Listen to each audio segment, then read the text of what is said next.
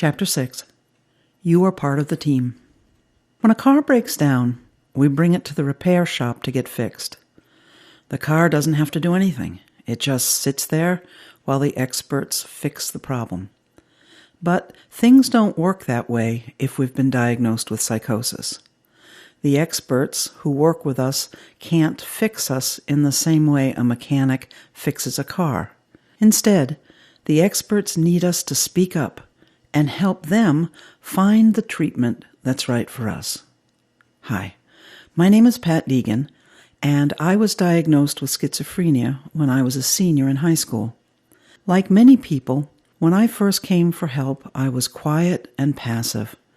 I figured the doctors, nurses, and social workers were the experts. I was afraid to ask questions because I thought I'd sound dumb. I remained quiet, even if I disagreed with what the professionals were recommending. I was afraid speaking up would seem disrespectful. This strategy did not work very well for me, and I ended up over-medicated, out of school, and depressed about my lack of progress. In order to recover and get the life I wanted for myself, I had to get active. I had to speak up. I learned the professionals on my treatment team could not read my mind. They needed to hear about what mattered to me. I began to understand that my family and I were also experts.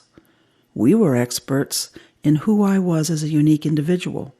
We were experts in my history and what my dreams, goals, and aspirations were. I was the expert on which medication side effects were tolerable and which ones were not. In other words, I learned that when I met with my doctor or social worker, there were two experts in the room. When all the experts worked together, we got the best results for my recovery. Now that you are coming for help, you'll notice the professionals on your team will not make all the decisions for you. Instead, they will invite you to be involved in something called shared decision-making. Shared decision-making means having a voice and a choice in your treatment. This may seem a bit strange at first. You might find yourself thinking, "Hey, you're the expert, tell me what to do." If you have this reaction, you're not alone.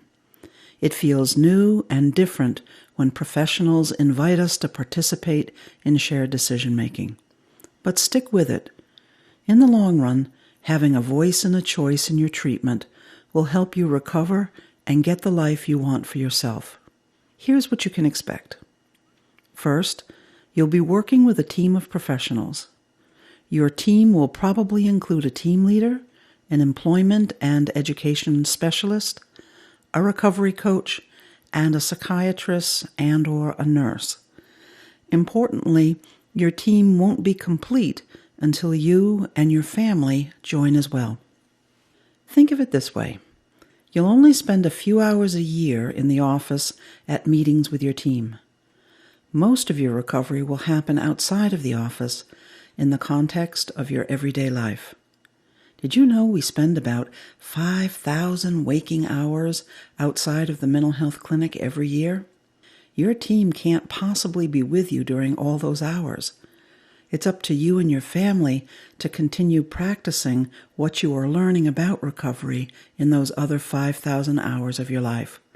That's why I really mean it when I say that you are part of the team. Secondly, your team practices shared decision-making. That means you can expect they will make it clear when a decision needs to be made, explain your options, and support your decision-making. Now I'll briefly explain each of these steps so you know what to expect. Step 1. Your team will be very clear with you when a decision needs to be made. Here are some common decision points you might encounter. Deciding which medication might be right for you. Deciding to return to school or to start a job. Deciding when it's time to move on from the program. Additionally, you may be facing a decision the rest of your team does not know about.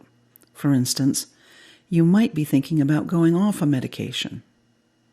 You might have heard about a new all-natural vitamin treatment that you want to try.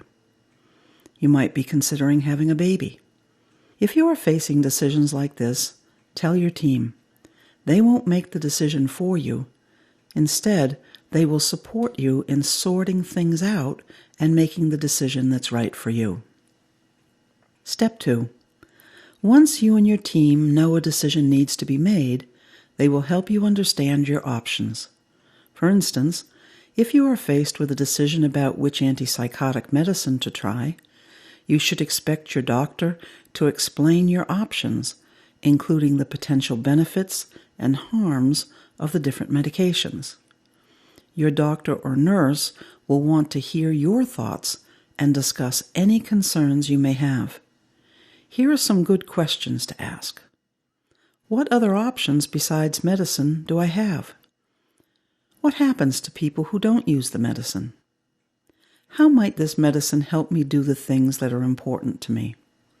What are the side effects?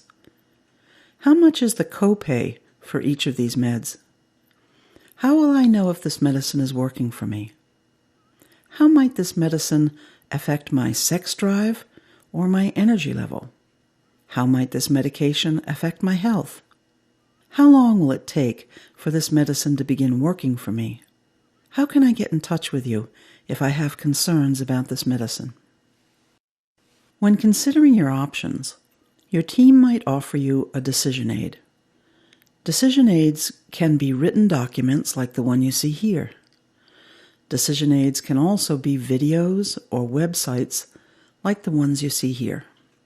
Decision aids explain more about the decision you are facing, your options, the benefits and harms, and decision aids will help you clarify what matters most to you. You can take the decision aid home, review it with people you trust, and return to your next appointment more empowered to discuss your preferences with the team. Step 3. Once you have learned about your options, your team will support you in arriving at a decision.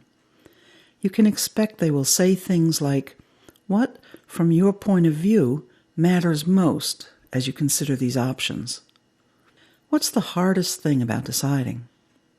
Given what we've discussed, do you have a preference about our next step? Are you ready to decide?"